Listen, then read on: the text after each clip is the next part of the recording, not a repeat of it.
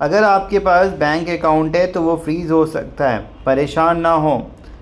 अब high court का order आया है कि अगर किसी अमाउंट को लेके डिस्प्यूटेड है तो केवल उतना ही अमाउंट आप होल्ड करें, पूरे अकाउंट को फ्रीज़ ना करें। बिकॉज़ आम तौर पे पुलिस के द्वारा बैंक को मेल करने के बाद बैंक पूरा अकाउंट पूरे तरीके से फ्रीज़ कर देता है, चाहे आपके लाख, 2 लाख, 10 लाख, 50 लाख जो भी पैसे हों, चाहे मैटर क्यों ना 2-3 हज़ार रुपये का हो। पेटीएम पेमेंट बैंक के साथ भी सेम सीन है, एयरटेल पेमेंट बैंक के साथ भी सेम सीन है, जो नेशनलाइज्ड बैंक है उनके साथ भी सेम सीन है। कई बार चार्जबैक कंप्लेन होती है, कई बार पुलिस के द्वारा कंप्लेन होती है, कई बार केवाईसी को लेकर इशू होता है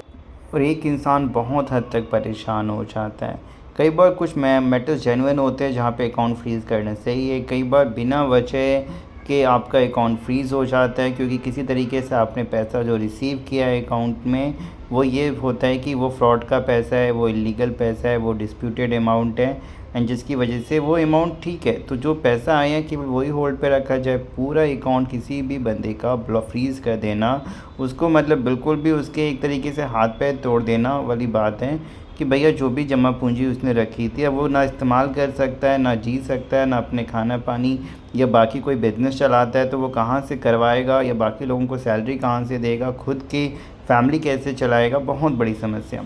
हर कोई हाई कोर्ट पहुंच नहीं सकता है, लेकिन कुछ जजमेंट्स ऐसे हैं जो कि बैंक्स के डायरेक्शन के लिए या खुलवाने के लिए आपके काम आ सकते हैं। तो यहाँ पे जो केरला हाई कोर्ट का ऑर्डर है सिंगल बेंच का है, सिंगल जज का है, लेकिन काफ़ी महत्वपूर्ण है कि भैया ये सबसे बड़ा सवाल खुद कोर्ट ने पूछा कि पूरे बैंक को फ्रीज़ करने की क्या ज़रूरत थी जब एक अननोन साइबर क्रिमिनल के थ्रू, वो भी यूपीआई के थ्रू आमतौर पे पैसे आते हैं। हमें तो पता नहीं है जो पेमेंट कर रहा है वो क्या है, नहीं है, सही है, गलत है, या जो पैसा हमें भेज रहा है वो कहीं चोरी का है या क्या है। तो पूरा अकाउंट फ्रीज़ हो जाता है। अब उसको अनफ्रीज़ करने के लिए कई बार बैंक से एनओसी लाओ, कई बार अगर पुलिस के द्वारा है तो पुलिस से एनओसी लाओ, फिर तभी जाके अनफ्रीज़ होगा। आम तौर पे कई बार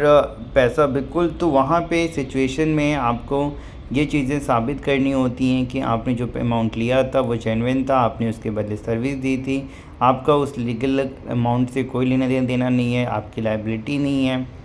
तो कई बार पुलिस कोऑपरेट करती है, एनओसी आपको देती है या फिर जिनको बैंक्स को डायरेक्शन देती है अनफ्रीज़ करने का। कई बार पुलिस कोऑपरेट नहीं करती है तो एक लास्ट रास्ता जो कि जेन्युइन रास्ता है वो है कोर्ट का। लेकिन बहुत सारे कोर्ट का एक जो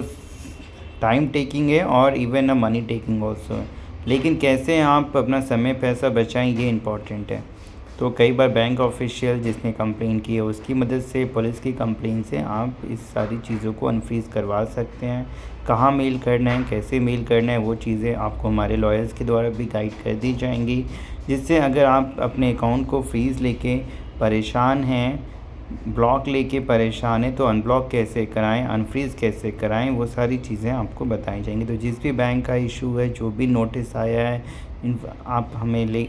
कांटेक्ट करें, हेल्प लें, वीडियो को लाइक और शेयर करें।